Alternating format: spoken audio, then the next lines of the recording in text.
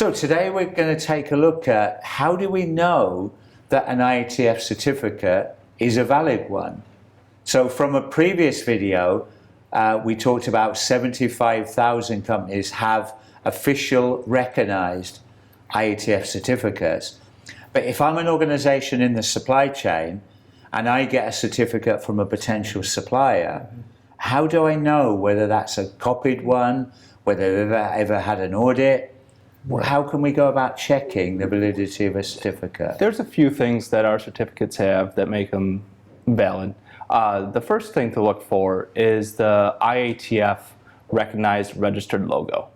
Right, okay. And I think we can see that on the certificate you'll see that example. right there. It's the globe with the there. IATF and then a little R for registered. Right, okay. So if it hasn't got that logo on, can we assume that the probability is that it's not going to be a recognized certificate? Correct. We can. So that is something really to look out for on certificates. Number one, has it got the IATF logo?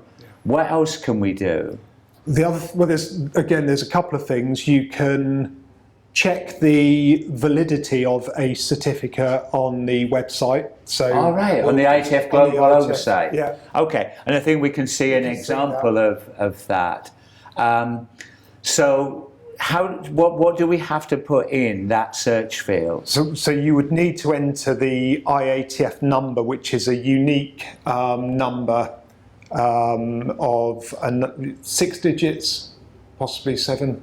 Yeah. 0. But anyway, you would take that number and enter it into the website, and it would return a yes or no for validity. So I have to have that certificate. You have to have that number. Right. So I put that number into the database. Will it tell me whether that certificate today is valid? Yes. And how does it do that? Where's that data come from? So it's all in the IATF database, isn't it? And so it checks in the IATF database, and it will return either a yes, it is a valid certificate, or no, and it will give you the name of the organisation and where they're based as well. Right. Okay. That's useful then. And if an organisation, I know within the IATF scheme you have a state called suspension. Mm-hmm. If an organisation's in suspension, how will it show in this certificate search?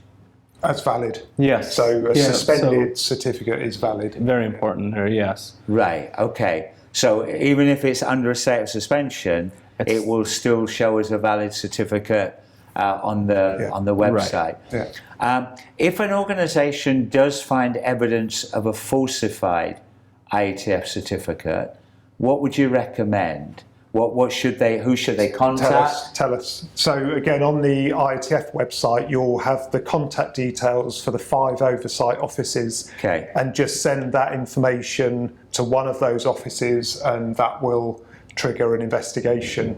Yeah, because I know with technology these days, that is one risk, that the organisation's under pressure to say that IATF certified. Right. Yeah. Oh, we'll copy a certificate from the internet. Yeah.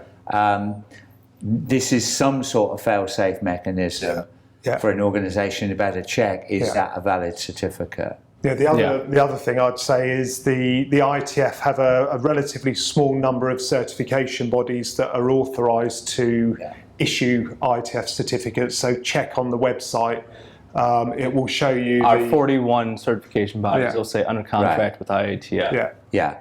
So, viewers, this is really important then, that you can check your own organisation. If you're from an IATF certified organisation, put your certificate number into the search field, and you will see, hopefully, your organisation is officially certified. But probably this is more important than when you're checking any potential supplier IATF 16949 certificates, that those certificates are valid and recognised by IATF.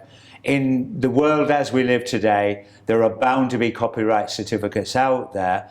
If you do come across them, please feed back that to IATF through the oversight contacts on the IATF Global Oversight website. So thank you very much. Thank you.